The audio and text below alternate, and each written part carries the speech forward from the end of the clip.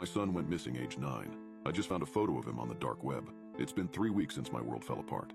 I had entered my son's room one morning to wake him up for school only to see an empty bed waiting for me. My wife and I searched everywhere. The police searched everywhere. But there was absolutely no evidence, no lead, and no trace of my little boy anywhere. It was as if he vanished into thin air. This was only one of the many cases in our town of strange disappearances, and they were always children. I never got along well with my son, but I still loved him more than anything. My wife blamed me for his disappearance, claiming I made him run away, but I would never do such a thing. After a couple weeks, I finally built up the courage to enter his room.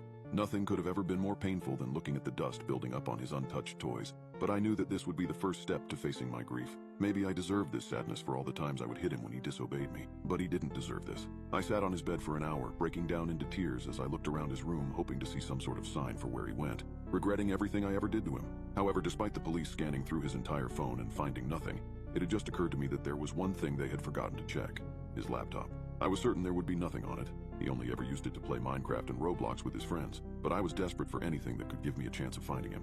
I jumped off the bed and went straight to his desk, ripping open the laptop, frantically pressing the spacebar as I waited for it to finish charging. The glow of the screen eventually illuminated my surroundings as my eyes adjusted to what was being presented before me. After scouring through the laptop for 10 minutes, I found nothing. I'd almost completely given up, my heart slowly dropping as I realized there was nothing I could find to save him. That was until I noticed his hard drive behind his pencil case on the desk. As a last hope, I plugged it in, not expecting to find anything else other than maybe some Roblox games or photos. That was until I noticed the antivirus on the laptop spamming notifications saying it was infected. Starting the second I plugged in the hard drive, I knew something was wrong. After looking into the alerts, I noticed they were coming from one folder specifically named My New Friends. My heart sank. Did he make some new friends online that I knew nothing about? Were they the reason he's gone? I opened the folder and was met with a bunch of shortcuts for an application named Tor Browser, which I didn't at the time. I didn't realize was a direct path to the dark web. I felt a glimmer of hope that I might actually be able to find where he went. My prayers had been answered, and a tab had been left open, though it wasn't one I recognized. There were several weirdly titled links, many of which were live streams. I noticed one had been left highlighted and labeled "Click to see him." I don't know what I was thinking at that moment, but I did just that. I clicked on the link. The screen loaded for a few seconds before a photo blipped up. It was my son. Standing on either side of him were two other people, though their heads weren't in frame. The uneasy expression of my son being held in place by these two beings made me feel faint.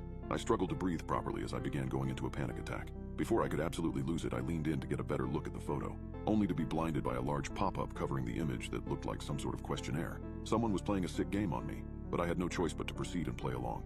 They had my son, and this was my only chance of getting him back. The first question on the screen was shockingly personal. "Are you looking for a missing son?" My trembling finger hovered over the mousepad before finally pressing yes. The webpage transformed, presenting a grid of photos of children, all with the same lost look as my son with the same background. Why the hell were there so many? I scrolled through, knowing there must have been so many other parents feeling this same pain. That was until I saw him. It was a recent photo, his hair a little longer than I remembered.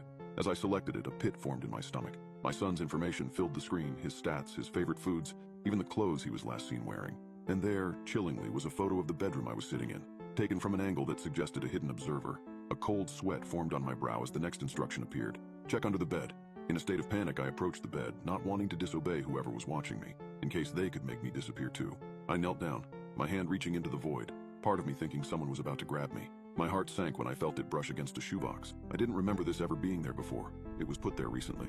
I slowly dragged it out, realizing it was heavier than I originally had thought, and carefully brought it over to my desk. A new message appeared on the screen. Carefully opened the box. I was praying that there wouldn't be some sort of chopped off limb inside for my son. However, upon opening it, the truth was so much worse. A gun, wrapped in a shiny purple cloth, loaded with a single bullet. It was real, the metal cool and ominous in my shaking hands. Looking up, my son was now on a live stream, bound to a chair, a placard hanging from his neck with a scrawled message: "Are we really the bad guys?" A man walked on the screen, pulling down a projector screen in front of my son. I started shaking, thinking they were going to murder him behind the curtain. But instead, a video started playing on the projector. Different clips started appearing on the screen.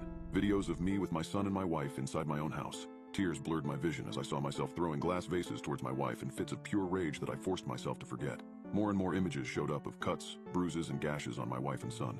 A montage of moments I'd forced myself to forget, of raised voices and clenched fists, moments where I'd become a stranger to myself, a tyrant in my own home. Revulsion twisted in my gut as the bitter truth was laid bare. His abduction was salvation from me. A choice appeared on the screen, a simple yet devastating option. Prove you really love him, yourself or him. The camera on the live stream panned out to reveal a figure pointing a gun at my son's head. The insinuation was clear. I had to choose who would die. Tears blurred my vision. The gun felt impossibly heavy in my hand as the cursor blinked, awaiting my decision.